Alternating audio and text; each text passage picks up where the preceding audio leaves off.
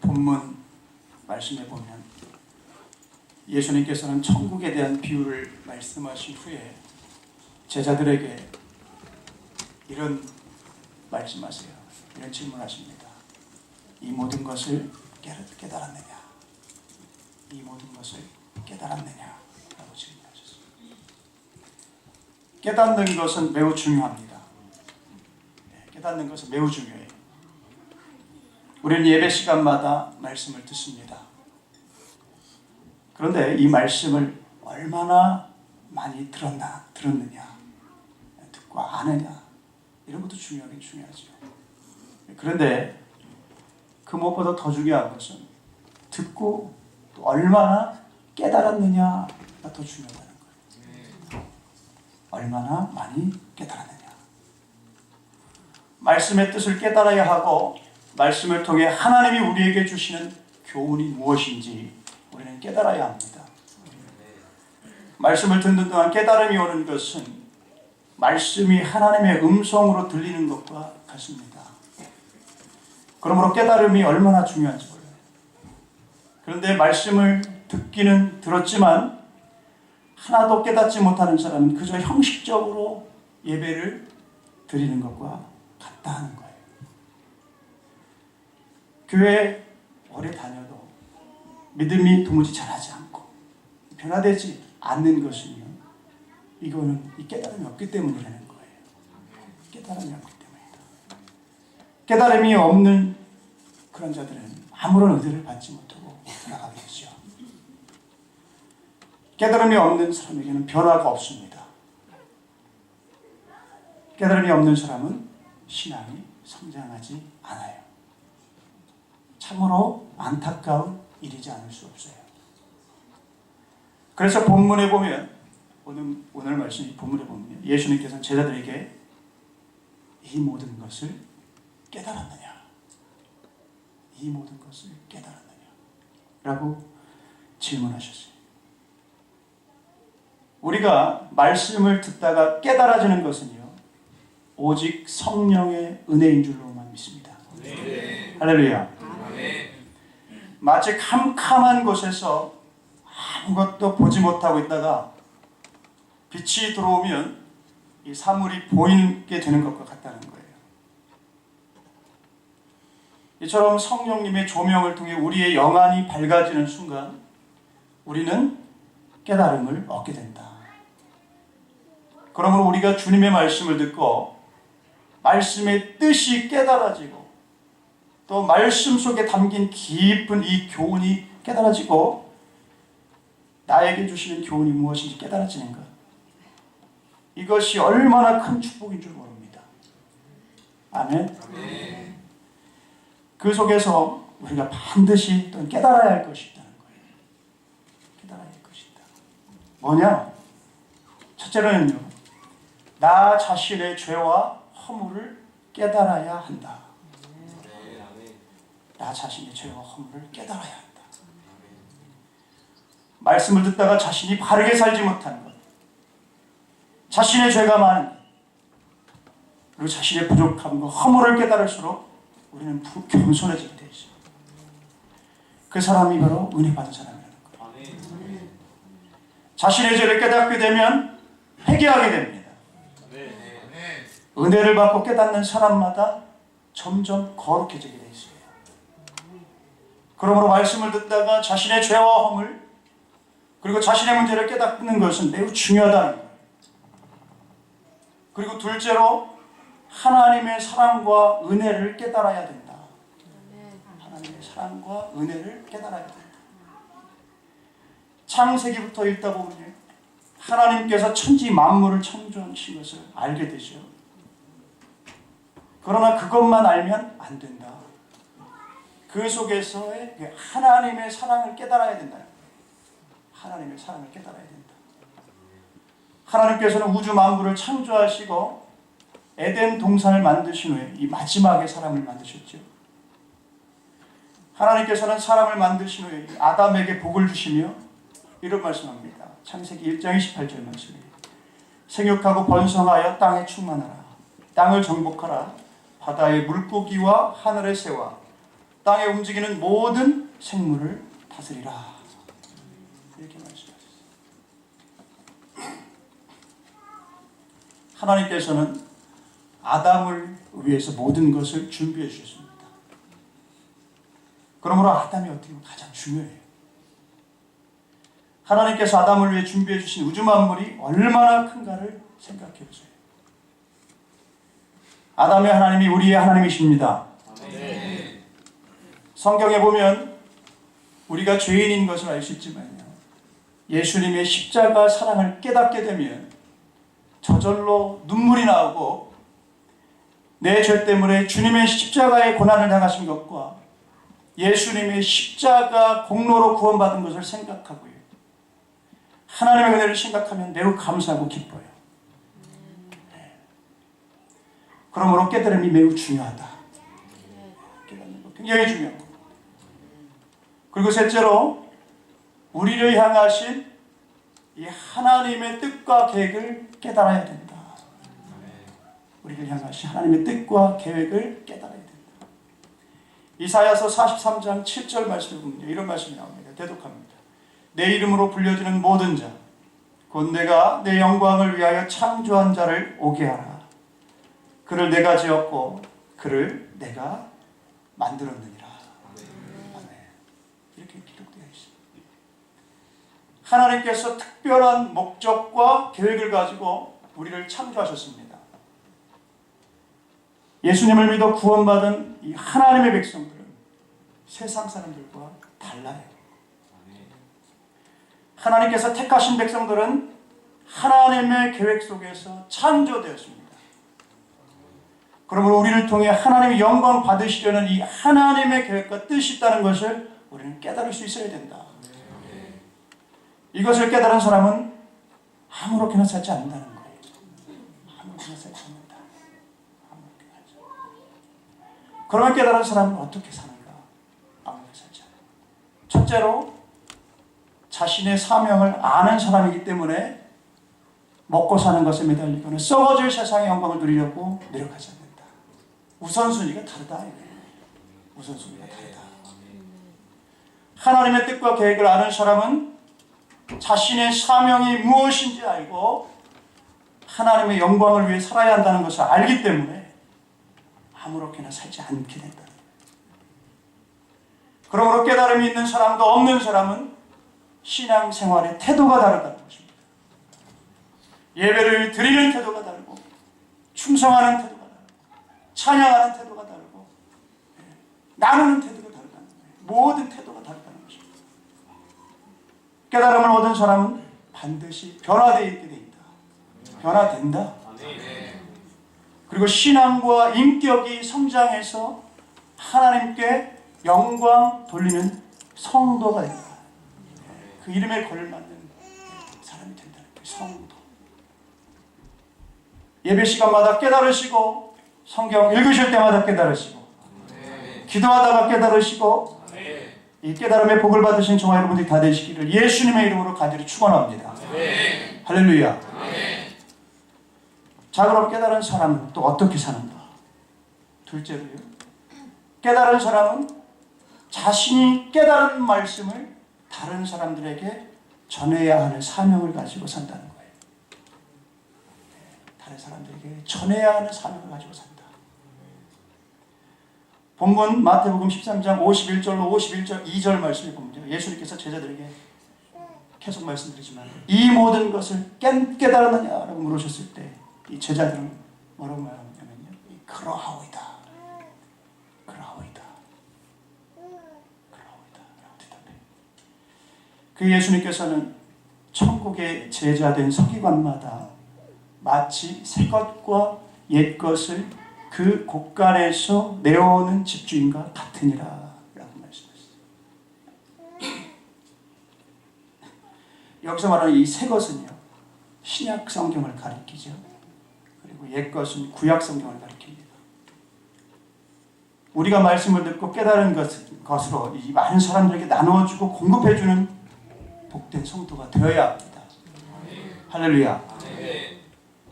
마태복음 28장 18절로 20절에 보면요, 예수님께서 이런 말씀하셨어요.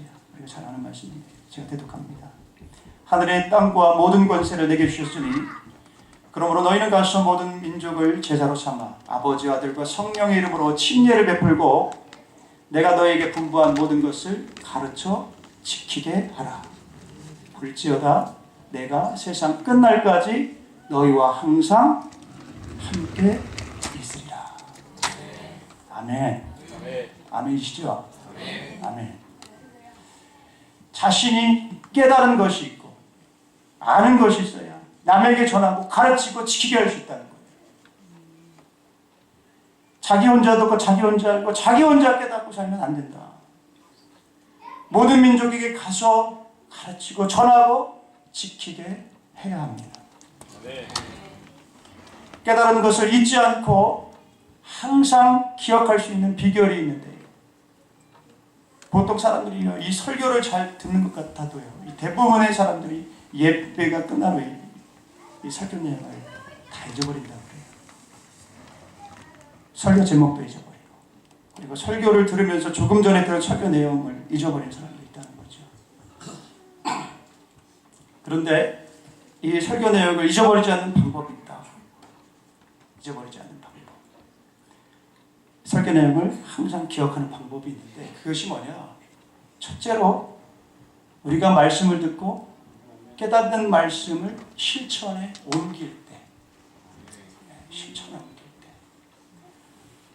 기도하라는 말씀을 듣고 기도가 중요하구나, 기도해야겠다라고 생각하면요, 일단 날마다 열심히 기도해야 돼요. 그러면 기도할 때마다 우리 주님이 주신 교훈과 말씀이 생각나게 된다는 거예요. 실천에 옮길 때. 이처럼 실천에 옮기는 사람은 잊어버리지 않는다. 실천에 옮기는 사람은 잊어버리지 않는다. 그리고 둘째로 남에게 이 전하는 것, 나누는 것, 가르치는 거라고 얘기해요. 가르치는 것. 남에게 열심히 전하다 보면, 나누다 보면 잊어버리지 않게 된다. 전할 때마다, 나눌 때마다 생각이 나서 잊지 않게 된다는 거예요. 설교 말씀을 잊지 않으려면 어떻게 하라? 첫 번째로 실천에 옮겨라. 그리고 두 번째로 다른 사람에게 나눠라.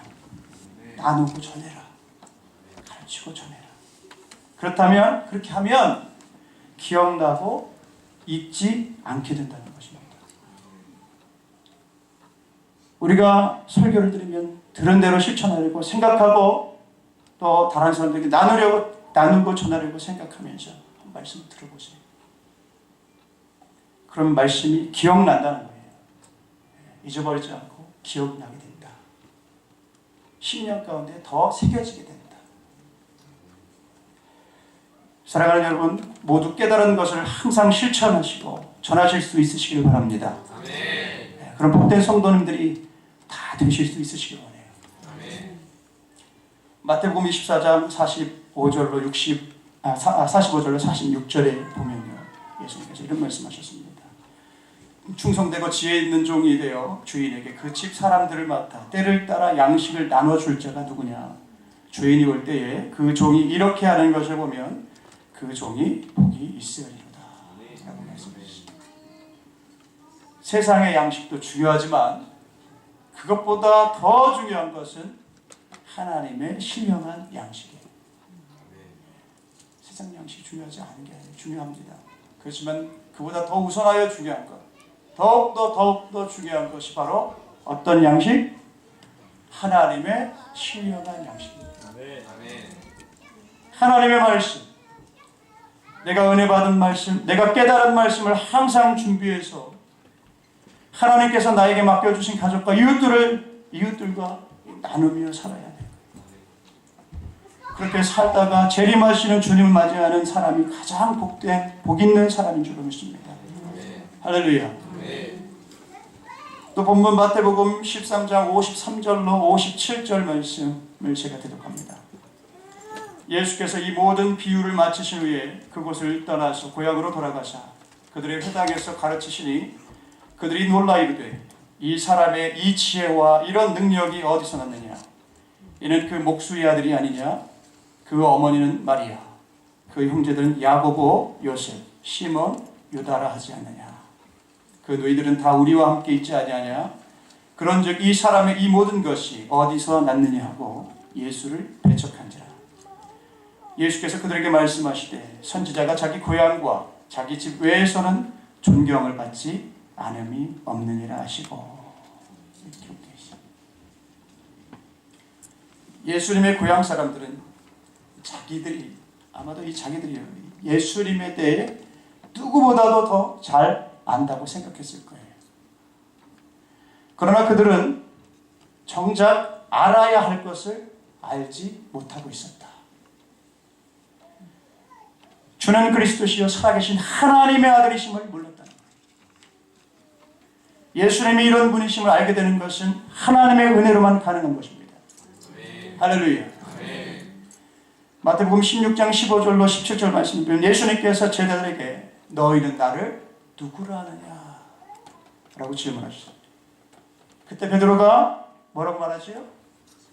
네, 맞습니다. 주는 그리스도시요 살아계신 하나님의 아들이십니다. 이렇게 대답해요. 이 예수님께서는 베드로에게 뭐라고 말씀하죠? 우리가 잘 아는 것처럼 바요나 시모나 내가 복이 있도다. 이를 내게 알게 하니는 혈육이 아니요. 알게 하니까 혈육이 아니래요. 하늘에 계신 내 아버지시니라. 하늘에 계신 내 아버지시니라. 이렇게 말씀하죠. 하나님께서 알게 하시지 않으시면, 성령님으로 알지 못하면 예수님이 누구신지 정확히 알 수 없는 거예요. 마태복음 11장 27절 말씀을 보면 예수님께서 이런 말씀하십니다. 내 아버지께서 모든 것을 내게 주셨으니 아버지 외에는 아들을 아는 자가 없고 아들과 또 아들의 소원대로 계시를 받는 자 외에는 아버지를 아는 자가 없느니라. 이렇게 말씀하십니다. 또 고린도전서 12장 3절 말씀을 보면 이런 말씀이 나옵니다. 계속합니다. 내가 너희에게 알리노니 하나님의 영으로 말하는 자는 누구든지 예수를 저주할 자라 하지 아니하고 또 성령으로 아니하고는 누구든지 예수를 주시라 할 수 없느니라. 네. 이렇게 기록되어 있습니다. 예수님의 이 고향 사람들은 예수님이 누구신지 몰랐어요. 그저 그냥 동네에서 같이 지낸 사람, 인간의 눈으로 봤기 때문에 그래요. 성령님의 눈으로 보지 못하고 인간의 눈으로 봤기 때문에. 얼마나 안타까운 일인지 몰라요. 저와 여러분은 예수님을 알게 된 것을 감사하실 수 있으시길 바랍니다. 네. 우리 안에 성령님께서 계시기 때문에 성령님으로 말미암아 예수님을 알게 되고 또 믿게 되고 구원받게 된 것을 감사하시기 바랍니다. 네. 할렐루야. 네. 죄 가운데 가장 큰 죄 뭘까요? 바로 예수님을 믿지 않는 죄라는 거예요. 예수님을 믿지 않는 죄. 예수님을 믿지 않는 죄. 예수님을 믿으면 죄 사함 받고 구원받습니다. 아멘. 그러나 예수님을 믿지 않으면 죄 사함을 받지 못하고 구원받을 수 없어요. 그러므로 죄 중에 가장 큰 죄, 사함 받지 못하는 죄, 이 구원받지 못하는 죄는 바로 예수님을 믿지 않는 죄라는 거예요. 그 죄보다 더 큰 죄는 없습니다. 아무리 선행을 많이 하는 착한 사람이라고 할지라도 예수님을 믿지 않으면 구원받을 수 없는 거예요. 아무리 좋은 일을 많이 하고요, 세상에서 칭찬을 듣고 착하다는 말을 듣는다 해도요, 예수님을 믿지 않는 죄보다 더 큰 죄는 없다. 아멘. 예수님을 믿지 않는 사람은 구원받을 길이 없습니다. 그러므로 예수님을 믿게 된 것을 감사하실 수 있는 저 여러분들이 다 되실 수 있으시기 원합니다. 아멘. 할렐루야. 아멘. 예수님이 믿어지는 것을 감사하십시다. 아멘. 예수님이 누구신지 알고 예수님을 신뢰하고 예수님을 사랑하게 된 것을 감사하시는 저와 여러분들이 다 되시길 바라요. 아멘. 할렐루야. 아멘. 하지만 거듭 말씀드리지만 예수님의 고향 사람들은 예수님을 믿지 않아요. 예수님이 메시아 그리고 그리스도시라는 것을 믿지 않고 오히려 예수님께 푸대접을 했어요. 얼마나 불행한 사람들일까요? 마태복음 10장 11절로 15절에 보면 예수님께서 이런 말씀하셨습니다. 제가 해독하겠습니다. 어떤 성이나 마을에 들어가든지 그 중에 합당한 자를 찾아내요. 너희가 떠나기까지 거기서 머물라. 또 그 집에 들어가면서 평안하기를 빌라. 그 집이 이에 합당하면 너희 빈 평안이 거기 임할 것이요 만일 합당하지 아니하면 그 평안이 너희에게 돌아올 것이니라. 누구든지 너희를 영접하지도 아니하고 너희 말을 듣지도 아니하거든 그 집이나 성에서 나가 너희 발에 먼지를 떨어버리라. 내가 진실로 너희에게 이르노니 심판날에 소돔과 고모라 땅이 그 성보다 견디기 쉬우리라. 이렇게 말씀하셨습니다. 예수님의 제자들이 전도하러 다닐 때 이 두 종류의 사람이 있었다는 거예요. 영접하는 사람이 있는가 하면 영접하지도 않고 제자들의 말을 듣지 않는 사람이 있었습니다. 여러분, 복음을 전하는 주의 종들을 자기가 똑같은 사람으로 생각하면 안 된다는 거예요. 물론 인간적으로 보면 똑같은 사람입니다. 그러나 복음을 전하는 종들이 하나님 앞에서 이 말씀이 나온 것처럼 얼마나 존귀한 자인지 알아야 된다고 해요. 복음을 전하는 종들이 얼마나 귀한가 하면 마태복음 10장 40절에 보면 말씀이 나와요. 제가 대독합니다. 너희를 영접하는 자는 나를 영접하는 것이요 나를 영접하는 자는 나를 보내신 이를 영접하는 것이니라. 또 요한복음 13장 20절의 말씀에 보면 이렇게 말씀합니다. 내가 진실로 진실로 너희에게 이르노니 내가 보낸 자를 영접하는 자는 나를 영접하는 것이요 나를 영접하는 자는 나를 보내신 이를 영접하는 것이니라. 아멘. 이렇게 말씀하십니다. 주님이 보내신 주의 종들을 영접하는 것은 예수님을 영접하는 것과 같습니다. 누가복음 10장 16절 말씀 보면요 또 이런 말씀하십니다. 대독합니다. 너희 말을 듣는 자는 곧 내 말을 듣는 것이요 너희를 저버리는 자는 곧 나를 저버리는 것이요 나를 저버리는 자는 나 보내신 이를 저버리는 것이라. 복음을 전하는 종들이 이 말을 듣지 않고 그들을 배척하는 것은 예수님의 말씀을 듣지 않고 예수님을 배척하는 것과 같다. 이 말씀입니다. 복음을 전하는 주의 종은 그만큼 귀한 겁니다. 그러므로 제자들이 복음을 전할 때에 영접하지 않은 사람들은 심판을 받게 되는데 소돔과 고모라보다 무서운 심판을 받게 된다고 예수님은 말씀하고 계세요. 예수님의 고향 사람들은 어떻게 보면 참 불행한 사람들이에요. 그들은 사마리아의 이 수가성 사람들보다 어떻게 보면 더 불행한 사람들이다. 사마리아 사람들은 천대받는 사람들이었습니다. 그러나 수가성에 있는 사람들은 다 예수님을 믿고 예수님을 영접했어요. 얼마나 복 있는 사람인지 모르죠. 보면 마태복음 13장 58절에 보면 그들이 믿지 않음으로 말미암아 거기서 많은 능력을 행하지 아니하시니라. 그들이 믿지 않음으로 말미암아 거기서 많은 능력을 행하지 아니하시니라. 이렇게 기록되어 있습니다. 그들이 믿지 않음으로 말미암아 치료받지도 못했고 구원받지도 못했다는 거예요. 이 얼마나 불행한 사람들인가. 예수님의 어머니 마리아는요, 예수님을 낳아 키웠기 때문에 누구보다 예수님을 잘 알았다는 거예요. 그러나 마리아는 예수님을 자신의 육신의 아들로만 생각하지 않았다. 하나님의 아들로 믿었다는 거예요. 육신으로 보면 자기 아들이었지만 하나님의 아들을 믿고 있었다. 예수님이 메시아라는 것을 믿었다는 거예요. 가나 혼인 잔치집에서 포도주가 떨어졌을 때 예수님께 포도주가 떨어졌다고 말씀을 드릴 때 예수님께서 이렇게 말씀하십니다. 내 때가 아직 이르지 아니하였나이다 라고 말씀합니다. 그런데 요한복음 2장 5절에 보면 그의 어머니가 하인들에게 이르되 너희에게 무슨 말씀을 하시든지 그대로 하라 하니라 라고 기록되어 있습니다. 예수님의 어머니는 하인들에게 예수님이 무슨 말씀을 하시든지 그대로 순종하기만 해라 라고 말씀하셨습니다. 그리고 예수님께서는 2-3통 드는 이 돌 항아리 6의 물을 채우라고 하인들에게 말씀하셨습니다. 어떻게 보면 말이 되지 않는 이야기라는 거예요. 말이 되지 않는 이야기. 항아리에 물을 붓는다고 무슨 일이 일어나겠습니까? 항아리에 물을 붓는다고 무슨 일이 일어나겠습니까? 참 믿기 쉽지 않아요.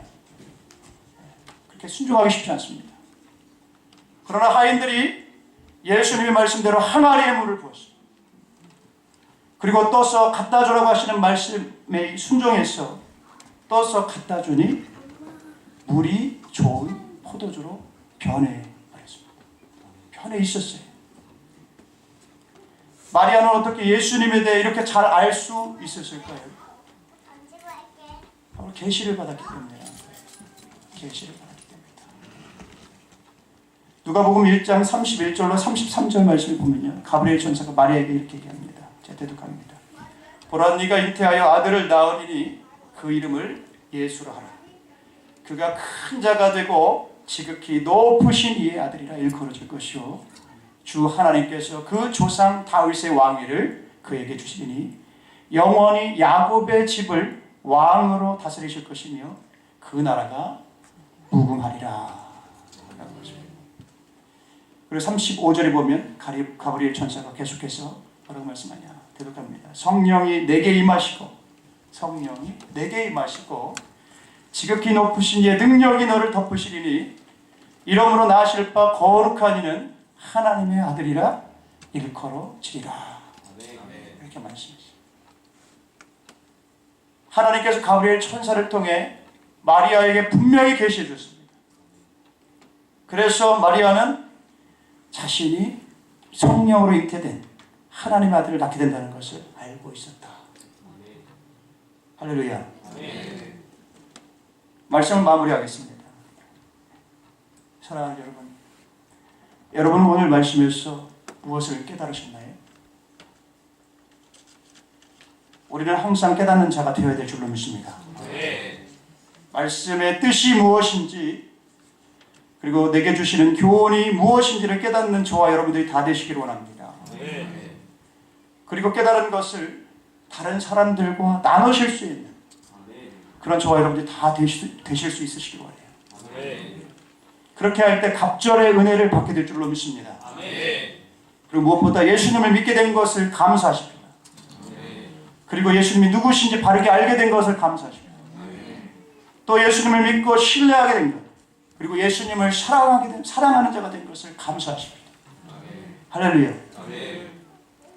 이 깨달은 것은요, 그 무엇과도 바꿀 수 없는 것들임을 우리 모두 확신할 수 있으면 좋겠습니다. 할렐루야. 우리 평생에 이 깨달아진 이 말씀들로 인해서 영혼의 때의 풍성함을 경험하면서 우리 예수님께 영광 올려드리는 삶을 사실 수 있는 그런 저와 여러분들 다 되시기를 예수님의 이름으로 간절히 축원합니다. 할렐루야.